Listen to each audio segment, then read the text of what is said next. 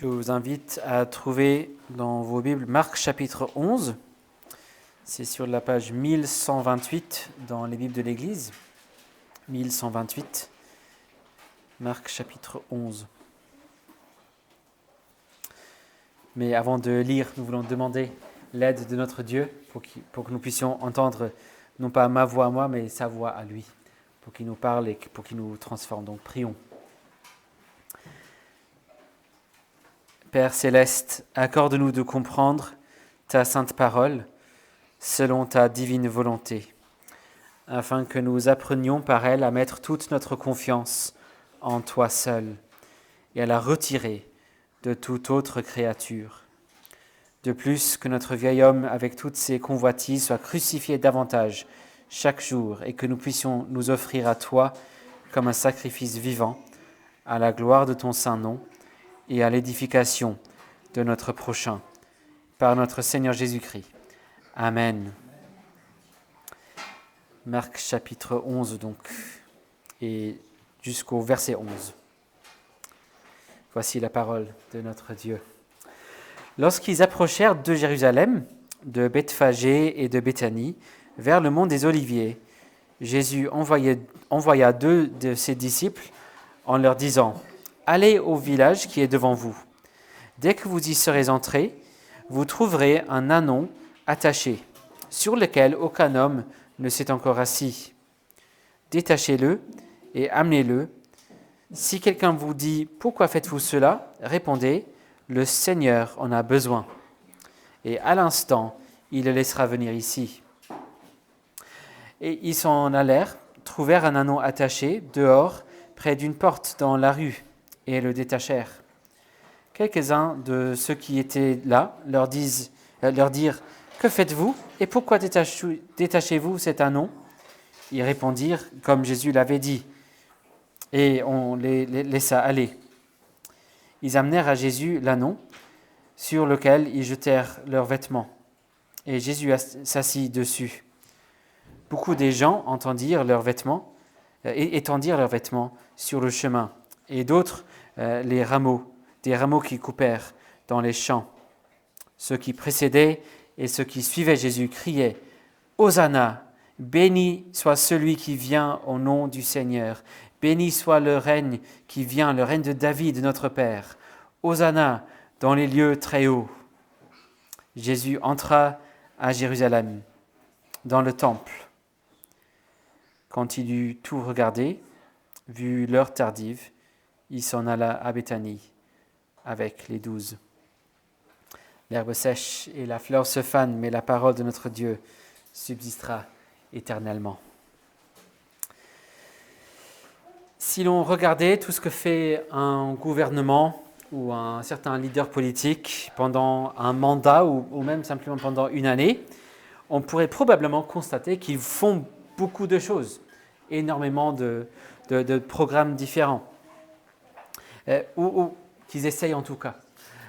Et pourtant, pour la plupart, on peut identifier certains points, certains sujets qui sont vraiment prioritaires pour tel et tel dirigeant. On peut identifier tel ou tel sujet comme le sujet de tel ou tel leader. Pour certains, ce serait l'immigration, pour d'autres, l'économie, pour d'autres encore, la justice, l'éducation, la défense, et ainsi de suite. Mais si je vous demandais un instant à réfléchir à l'idée que la Bible présente de Jésus comme un roi, un leader d'un royaume, d'une nation céleste, quelle serait la priorité que vous identifierez pour Jésus? Si vous devez résumer son programme, que diriez-vous? Peut-être certains d'entre vous diraient, je ne sais pas, moi je suis tout en découverte là, je ne sais pas, et c'est très bien. Mais si c'est votre cas, vous pourrez peut-être vous poser la question, quelles sont les priorités que vous aimeriez trouver dans le programme du règne de Jésus, dans son projet pour votre vie? Nous démarrons aujourd'hui une nouvelle section dans l'évangile de Marc. J'ai mentionné plusieurs fois, on pourrait le diviser en 6 sections différentes, chacun avec son thème particulier. Et là, on démarre la 5e section, dont le thème principal qui va revenir plusieurs fois, c'est le jugement. Et même s'il nous reste un tiers de l'évangile à regarder, donc là on va jusqu'à chapitre 16, donc il reste un tiers, tout ce que nous allons voir d'ici à la fin de l'évangile, c'est passé pendant une semaine seulement. Donc là on a parcouru quelques années, des chapitres 1 à 10, et là 11 à 16, c'est une semaine seulement. On peut donc conclure assez facilement qu'il s'agit d'une semaine extrêmement importante. Pour vous rappeler vite fait, Marc a dit au début de ce livre qu'il s'agit de l'évangile, la bonne nouvelle de Jésus, qui est le Christ, le Messie, celui qui est oint par Dieu et promis dans les Écritures, et il est aussi le Fils de Dieu, le roi choisi de Dieu. Jésus, le Christ, est le Fils de Dieu. Et au début de la 4e section, au chapitre 8, en guise de conclusion à cette première moitié du livre, la confession de Pierre, on voit ça, que Jésus est le Christ. On a déjà Christ, on attend donc la confession qu'il est le Fils de Dieu. Mais suite à cette confession qu'il est le Christ, Jésus a dit à Pierre et aux disciples de ne rien dire à personne concernant son identité. Tout comme il avait déjà dit aux démons à plusieurs reprises, de ne pas révéler qui il est. Mais aussi, après cette confession, tout au long de cette 4e section, on a vu que Jésus a annoncé 3 fois ce qui devait lui arriver. Donc la crucifixion et sa résurrection. La 3e fois, c'était au verset 33 du chapitre précédent, chapitre 10, donc sur la même page si vous suivez dans les Bibles de l'Église.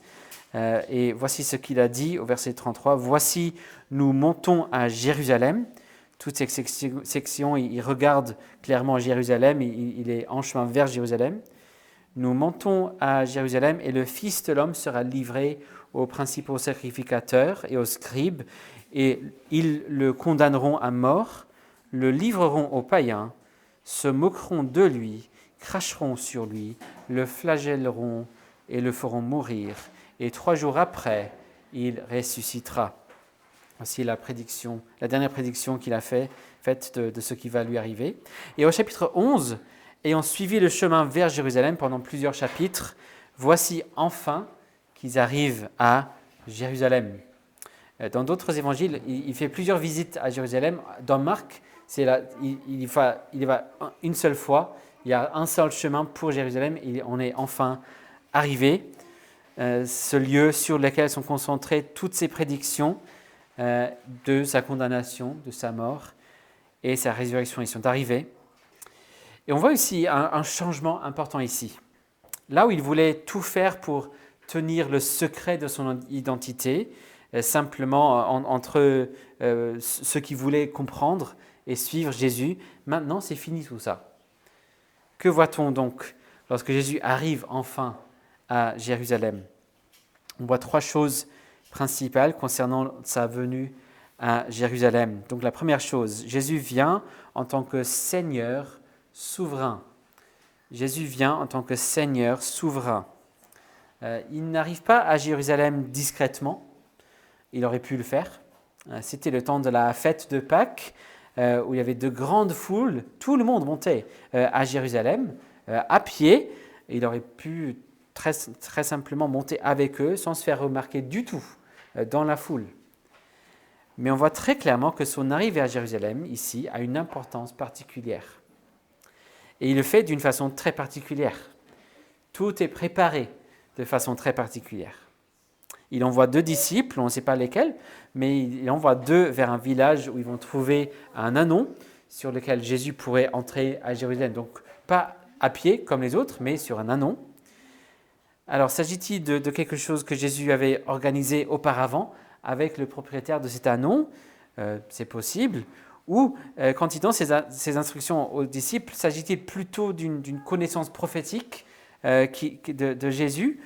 On ne sait pas. Marc ne le précise pas. Les autres évangiles non plus ne précisent pas comment il savait ce qu'il allait se passer. Soit il avait organisé avec les gens, soit il savait par son don prophétique, on ne sait pas. Mais quelle que soit la réponse, une chose est claire ici, n'est-ce pas? Jésus maîtrise la situation très clairement. C'est lui qui gère tout ce qui se passe. Même quand il n'est pas dans le village, c'est lui qui gère ce qui se passe avec ses disciples, avec cet ânon. Jésus n'est pas entré sur un ânon parce que ça se trouve qu'il y avait un ânon à côté, il était fatigué, il dit bah, pourquoi pas, prenons celui-là. Non, c'est un acte réfléchi, préparé, important et très significatif. Et cette idée est soulignée au verset 3 lorsque nous voyons la phrase clé que les disciples devaient partager. Si jamais quelqu'un leur demandait ce qui se passait, verset 3, le Seigneur en a besoin. Alors si vous regardez, j'ai presque envie de dire n'importe quel commentaire sur l'évangile de Marc, vous trouverez sûrement plusieurs paragraphes qui cherchent à comprendre l'intention derrière ce petit mot Seigneur dans le texte. Donc, on peut déjà résoudre l'un des débats. Le Seigneur en question, c'est Jésus. La personne en question, ce n'est pas le propriétaire de l'ânon, non, c'est Jésus. Mais la question qui se pose ici, c'est est-ce qu'il voulait dire Seigneur dans le sens de notre maître, nous les disciples, lui le maître, ou comme on a dans la traduction qu'on a ici, S majuscule, le Seigneur. Adonai en hébreu, le mot utilisé pour désigner Yahvé lui-même, Dieu lui-même. D'abord, même sans répondre, c'est clair qu'il s'agit du fait que Jésus maîtrise la situation, c'est lui qui est le Seigneur de ce qui se passe, dans un sens ou un autre. Mais notons que Jésus aurait pu dire tout simplement, dites que Jésus en a besoin, et ils auraient pu le faire. Alors il est possible que ce mot Seigneur soit effectivement très important. Jésus se dit, c'est moi le Seigneur. Et il invite ses disciples maintenant à parler de lui comme le Seigneur.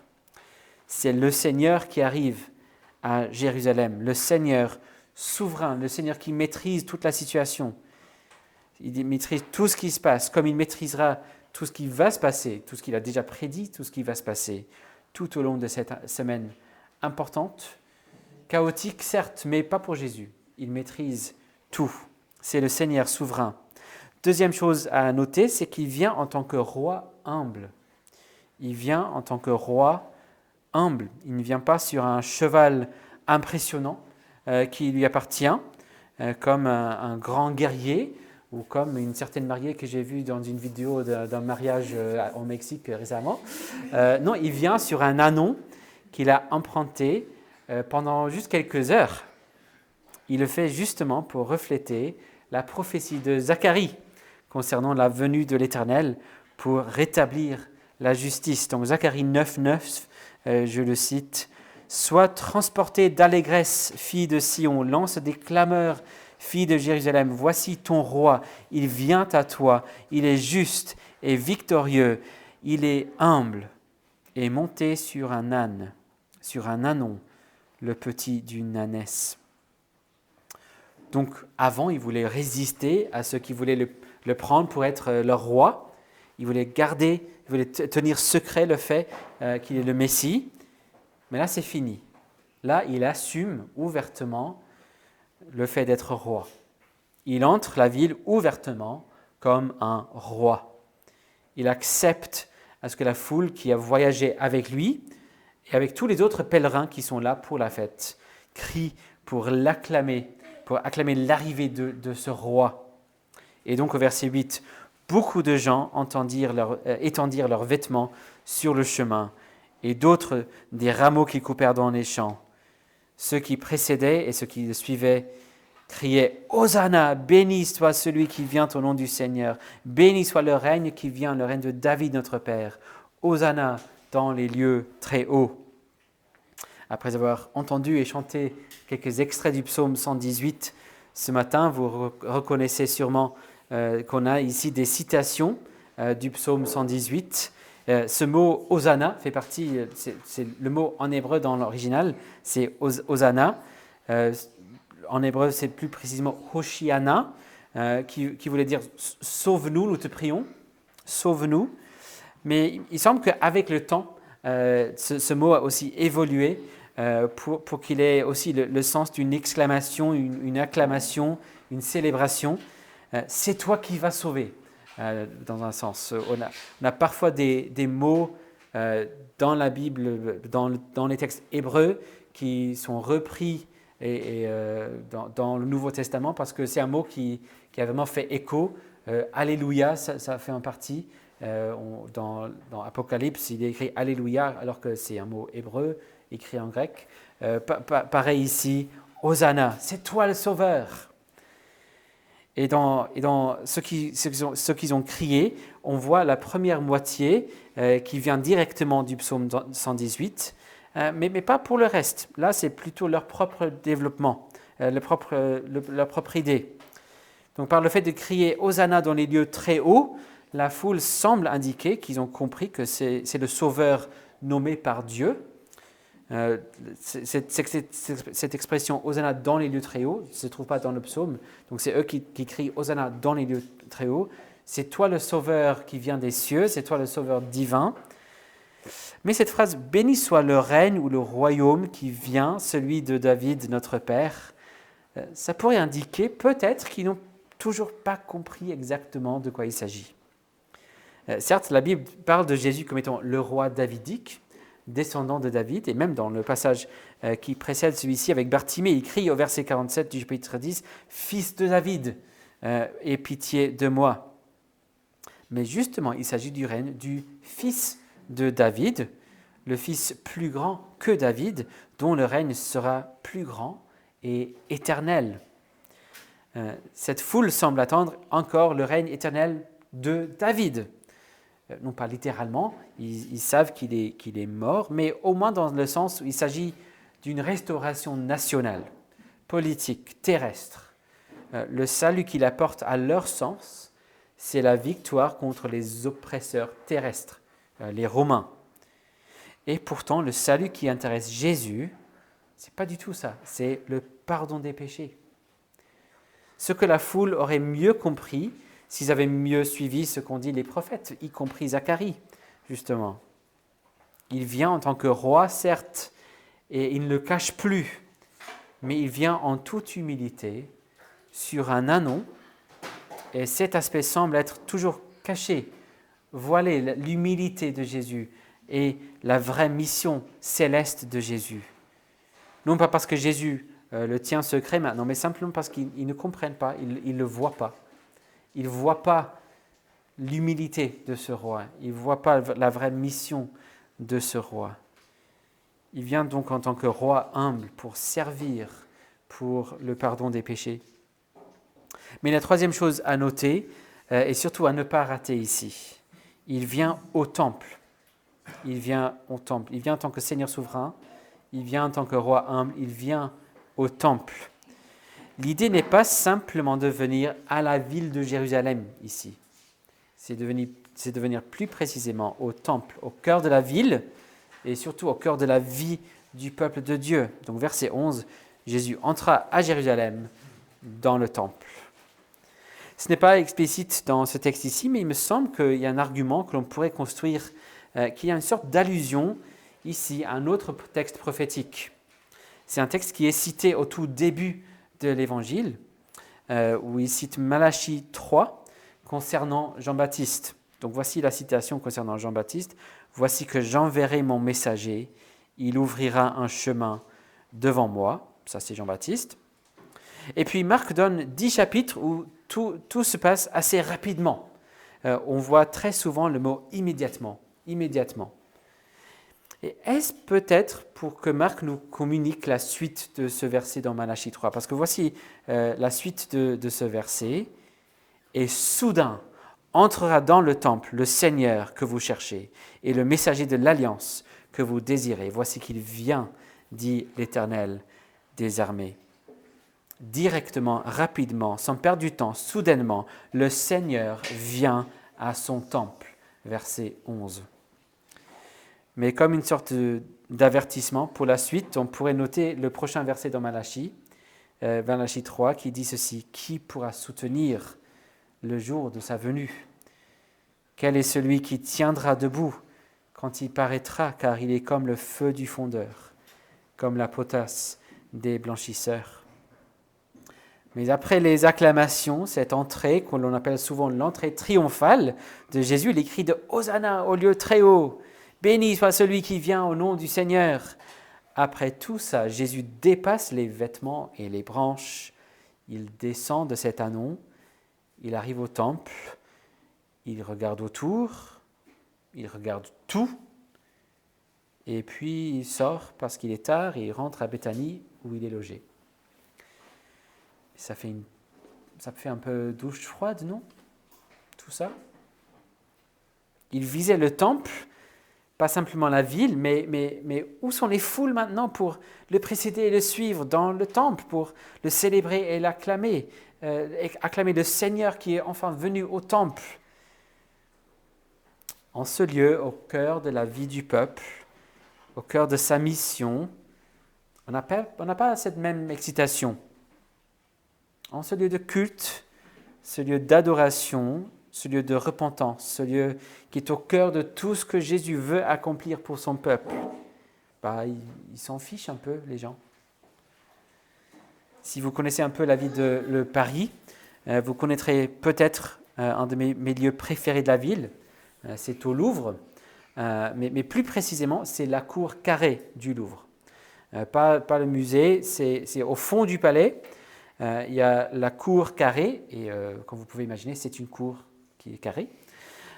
Et quand on entre cette cour, on a l'impression d'être dans un autre monde, tout d'un coup.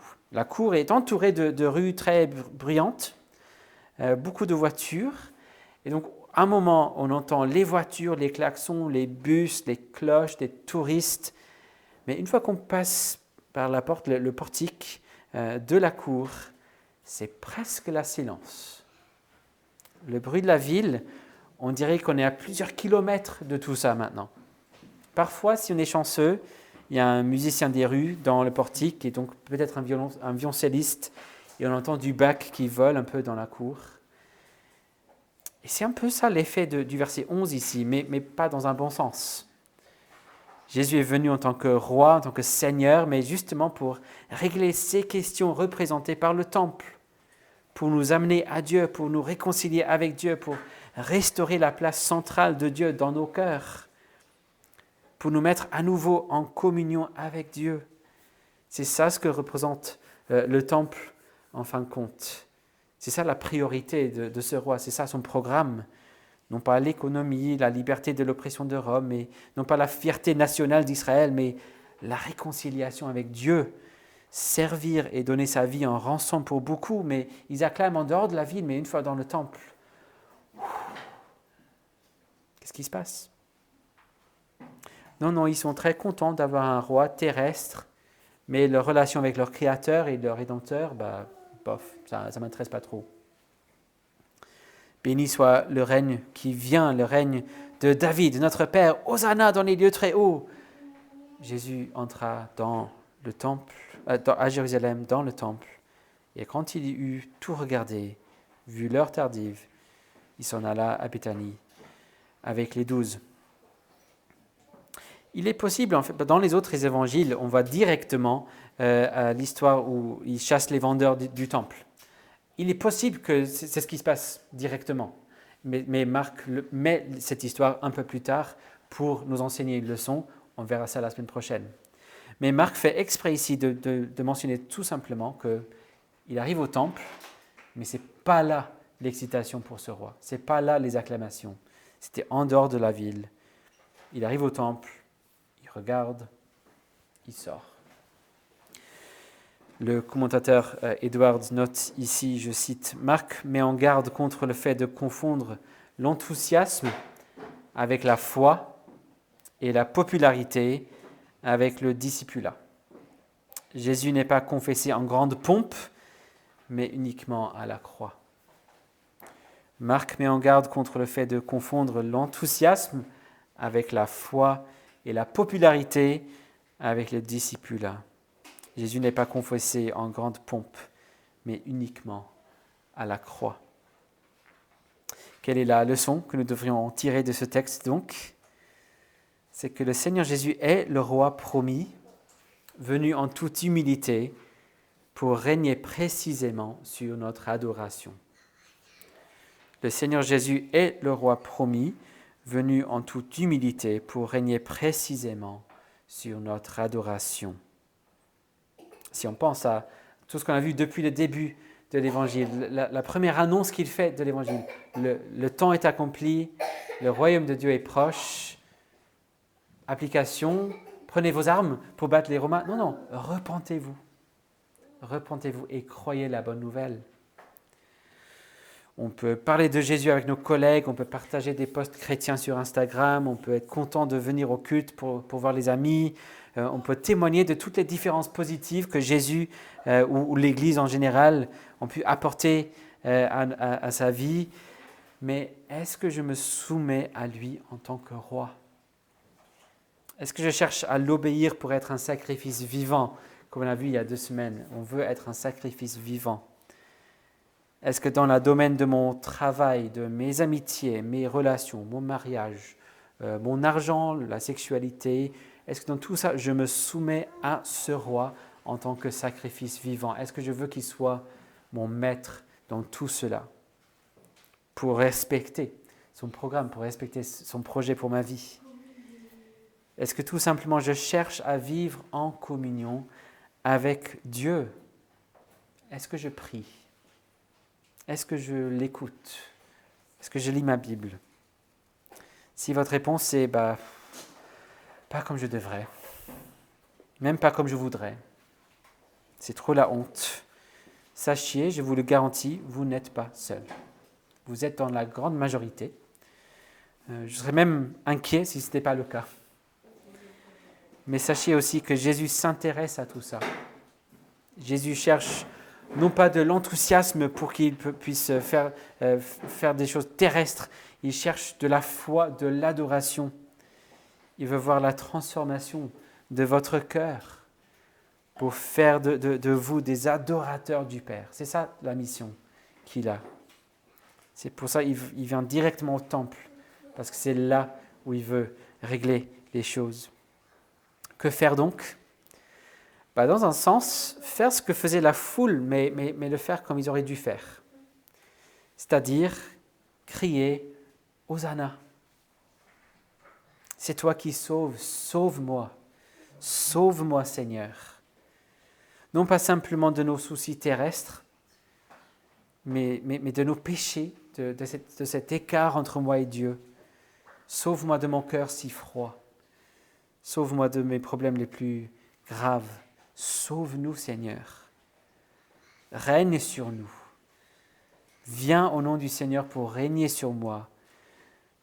Donne-nous de nous soumettre à toi de tout cœur et d'adorer le Père par tout ce que nous sommes. Donne-moi de prier de plus en plus. Donne-moi de t'aimer de plus en plus. Que ton règne vienne de plus en plus dans mon cœur. Je peux vous assurer que Jésus ne dira jamais non à une telle prière. Et c'est justement grâce au fait qu'il est là pour accomplir une mission, n'est-ce pas ? Il a une mission à Jérusalem. S'il est venu, c'est pour être le sacrifice nécessaire, pour prendre le châtiment de nos péchés sur lui, une fois pour toutes, pour nous laver, pour nous libérer, pour que nous puissions être réconciliés avec Dieu, pour qu'il puisse nous soumettre à lui, à son règne céleste. Dans le petit catéchisme de Westminster, il y a une de mes lignes préférées, c'est quand qu'est-ce que ça veut dire que Jésus soit le roi ? Il dit, il nous soumet à lui-même.